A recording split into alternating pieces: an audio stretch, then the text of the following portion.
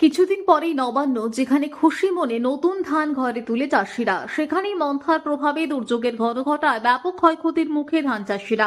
কয়েক হাজার বিঘা জমির ধান নষ্ট হয়ে গেছে। ঋণ নিয়ে ধান চাষ করে এই ক্ষয়ক্ষতির ফলে মাথায় হাত চাষিদের। রাজ্য সরকারের কাছে করজোড়ে ক্ষতিপূরণের নিবেদন। গত 48 ঘন্টায় ঘূর্ণিঝড় মন্থার প্রভাবে উত্তরবঙ্গ জুড়ে দুর্যোগের ঘনঘটা, বৃষ্টির সঙ্গে ঝোড়ো হাওয়া। শনিবারেও কাটেনি দুর্যোগ। এই পরিস্থিতিতে কৃষি নির্ভর মালদা জেলা জুড়ে ব্যাপক ক্ষতির মুখে ধান চাষিরা। মালদার হরিশ্চন্দ্রপুরের ভিঙ্গল গ্রাম পঞ্চায়েতের কলা নাজিরপুর গ্রামে গ্রাউন্ড জিরোতে গিয়ে দেখা গেল ধান চাষিদের করুণ দশা।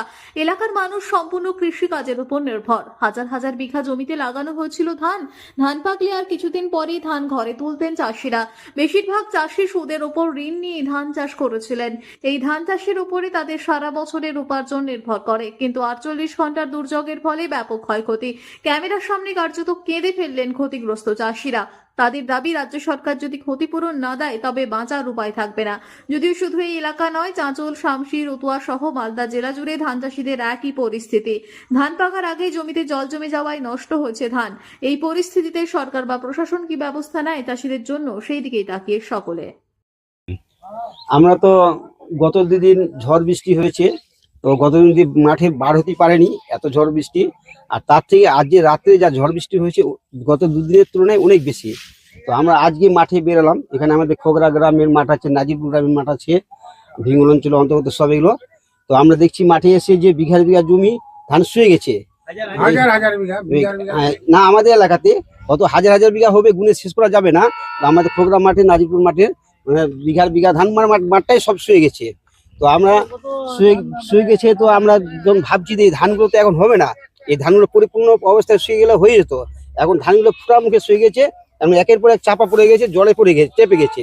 সেই ধানগুলোর কোনো আশা নেই, মানে 95%ই খতম হয়ে গেছে ধান। হয়তো আরও ওয়েদার ভালো না হলে সেই 5%ও চলে যাবে। আর এর থেকে অনেক কলা গাছ ভেঙে গেছে আজকে ঝড় বৃষ্টিতে। আর অনেক ভুট্টা যারা কিছু লাগিয়েছিল তাদের ভুট্টার জমিতে জল জমে গেছে।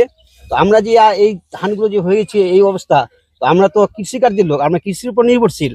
তো আমরা কৃষিকার্য করেই জীবিকা নির্বাহ করি। এখন এই কৃষিকার্য করতে গিয়ে আমাদের অনেক ঋণ হয়েছে, অনেক হালবেলা, অনেক সারবেলা, অনেকজনই টাকা পাবে। সেই টাকাগুলো আমরা কোথেকে শোধ করবো? আমরা অসহায় পড়ে গেছি। বা আমাদের যে ছেলেপেলেরা আছে, আমরা তাদের মানুষ কি করবো, পরবর্তী ফসল কি করবো, এগুলো আমি খুব চিন্তায় পড়ে গেছি। ঋণ নিয়ে করেছিলেন? এই জন্য আমি রাজ্য সরকারের কাছে আবেদন করছি। আপনাদের ঋণ নিয়ে করেছিলেন? হ্যাঁ, ঋণ নিয়ে করেছি।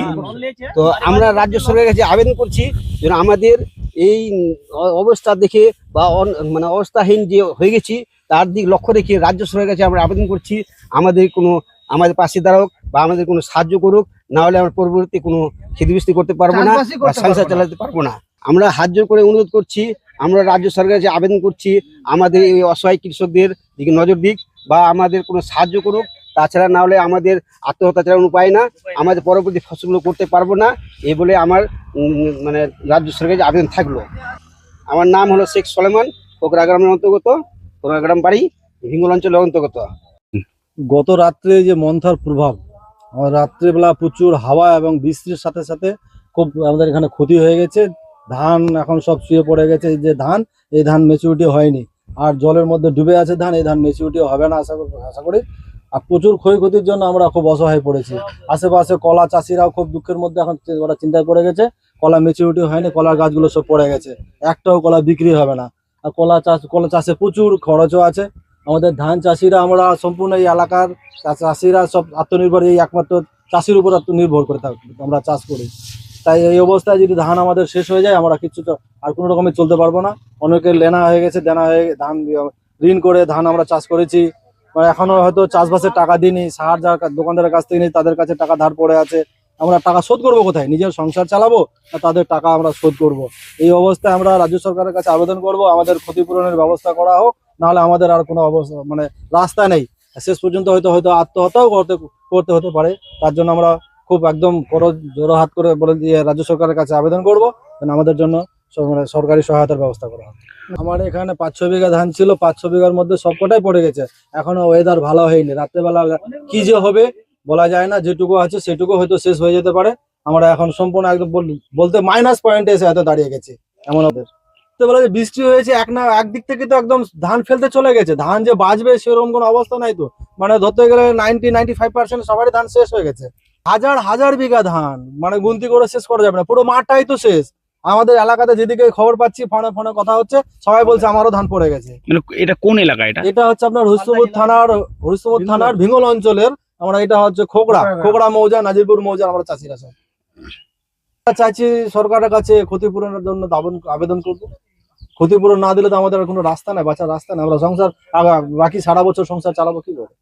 কোনোভাবে আত্মনির্ভর করছি আমরা সম্পূর্ণ এখন সরকারের উপর। সরকার যদি আমাদের সহায়তা করে তাহলে আমরা আগামী দিনে হয়তো পরের বছরের জন্য চাষাবাদ করতে পারবো, না হলে মুশকিল আছে আমাদের। আপনার নাম? আমার নাম হাফিজুল ইকবাল, বাড়ি খোকড়া, অঞ্চল হচ্ছে আমাদের ভিঙ্গল।